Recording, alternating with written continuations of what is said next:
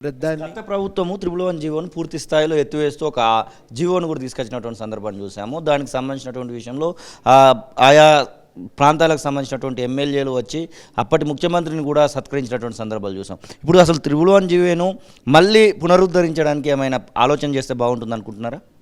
ఎవ్వరు ఏమి చర్యలు తీసుకున్నా ఒకటే చాలా కామన్గా మనం గుర్తించవలసింది ఏంటంటే ఆ 2 చెరువుల పునరుద్ధరణ కానీ, ఆ మూసీ నది పరిరక్షణ కానీ, ఆ 111 ఉన్నా లేకున్నా చేయక తప్పదు. ఎందుకంటే అది హైదరాబాద్ రక్షణ కోసం అనివార్యం. దానికోసం నిజాం కాలం నుంచి అనేకమైన చర్యలు తీసుకుంటూ వచ్చిండ్రు. దాన్ని కొంత బలహీనపరుచుకుంటూనే వచ్చిన గత ప్రభుత్వాలు.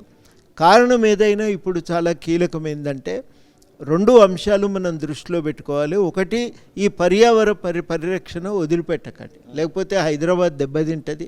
హైదరాబాదు తాగునీటి అవసరాలు కొంత రిజర్వాయర్ లాగా ఉండాలి. హైదరాబాదు పర్యావరణాన్ని కాపాడటానికి కూడా ఉండాలి. ఆ మేరకు ఈ పర్యావరణ పరిరక్షణ అయితే తప్పదు. ఆ బాధ్యతను ప్రతి గవర్నమెంట్ నిర్వర్తించవలసిందే. ఇది ఒక భాగము. ఇక రెండవ భాగం ఏంటంటే ఆస్తులను మార్కెట్లోకి మనం అమ్మకానికి విడుదల చేస్తాం. హైదరాబాదులో మనం 1000 ఎకరాలు ఒకటేసారి మార్కెట్లోకి, లక్షల ఎకరాలు విడుదల చేస్తున్నప్పుడు మరి జాగ్రత్త వహించవలసిన విషయం ఏంటంటే మిగతా ఆస్తుల సంగతి ఏమవుతుంది అనేది ఉంటుంది. అది తూర్పు, అది పడమటి వైపుకు ఉంది. మరి మిగతా ప్రాంతాల్లో ఏం చేస్తాం? అక్కడ ఎట్లా ఆస్తుల పరిరక్షణ ఎట్లా జరుగుతుంది? హైదరాబాదులోనే హైటెక్ సిటీ చుట్టూ, మాదాపూర్ చుట్టూ అక్కడ కూడా రకరకాల పద్ధతుల్లో ఆస్తుల అభివృద్ధి అనేది జరిగింది. దాన్ని ఎట్లా కాపాడుకుంటాం? ఇవన్నీ ఇంత సూక్ష్మంగా ఆలోచించకపోతే ఏమవుతుందంటే ఆర్థికంగా చాలామంది నష్టపోతారు. అట్లా కుంగిపోకుండా జాగ్రత్త పడాలి, పర్యావరణాన్ని కాపాడుకోవాలి. అట్ ద సేమ్ టైం మీరు ఏ రకంగా అక్కడ నిర్మాణాలకు అవకాశం ఇస్తారు, ఈ రెండింటికి లోబడి అనేది కూడా చాలా కీలకమైన ప్రశ్న.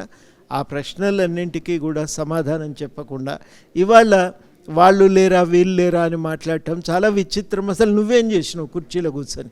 అసలు ప్రశ్నకు సమాధానం చెప్పాలి కదా. ఆ ప్రశ్నను పక్కన పెట్టి చర్చని ఈ రకంగా నడపటమే చాలా విచిత్రం. దాన్ని నేనైతే తీవ్రంగా ఖండిస్తాను. మీరు ఎమ్మెల్సీ చెప్పవలసిన వాళ్ళు ఈ రకంగా వ్యవహరించటం అనేది కరెక్ట్ కాదు. మీరు ఎమ్మెల్సీ అయ్యి 1 వీక్ అవుతా ఉంది. మిమ్మల్ని ఎక్కడ చూసినా కానీ మీ వెనకాల గన్మెన్లు కనబడట్లేదు. గన్మెన్లను మీరు వద్దన్నారా, లేకపోతే గన్మెన్లను ప్రభుత్వం ఇవ్వలేదా? అసలు ఏంటి అసలు? నేనే వద్దన్నా. ఎందుకు అనవసరం అది? అలా పెట్టుకొని ఎడ తిరుగుతాం మనకున్నటువంటి పరిస్థితుల్లో. అది కూడా అనవసరమైన భారం కదా. సాధారణంగా మాకు గన్మెన్ కావాలని చాలామంది అసలు పదవులు రాకుండానే అప్లికేషన్లు పెడతా ఉన్నారు. డీజీపీ లాంటి వాళ్ళకు కూడా అప్లికేషన్లు పెడతా ఉన్నారు. మీరు ఒక ఎమ్మెల్సీ అయి ఉన్నారు, మీకు ఆల్రెడీ ఆ ప్రోటోకాల్ ప్రకారం 2 గన్మెన్లు ఇవ్వడానికి కూడా అర్హత ఉంటుంది. మీరు ఎందుకు వద్దన్నారనే విషయం. ఎవరి నుంచి రక్షణ? సమస్య ఏంటంటే ఎవరి నుంచి రక్షణ అనేది. నాకెవరి నుంచి రక్షణ ఏం అవసరం లేదు. జనమైతే ఎమ్మెల్సీ కావాలనే కోరుకున్నారు, వాళ్ళ నుంచి నాకు రక్షణ అవసరం లేదు. ఇక వేరే శత్రువులు అయితే నాకు ఎవరు లేరు. లేనప్పుడు ఇది మోసుకోవటం ఎందుకు? ఇది అంత నాకు కూడా కొంచెం కష్టమే, ఇవన్నీ మోయటము అవన్నీ కూడా కష్టమైన పనే. కాబట్టి ఇది పని చేసుకోవటానికి ఇప్పుడు ఇది సౌకర్యంగానే ఉంది. ఫ్రీగా వస్తారు పోతారు. వాళ్ళు ఉంటే అడ్డం పడతారని కాదు, కానీ వాళ్ళు కూడా ఇష్టంగానే ఉన్నారు.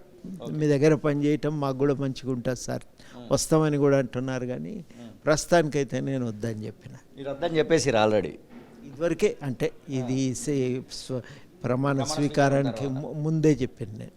ఇవాళ కొత్తగా కాదు, అంతకుముందే వస్తే వద్దన్నాను. అసలైన తొలి వెలుగు. ఫాలో వాట్సాప్ @తొలి వెలుగు official.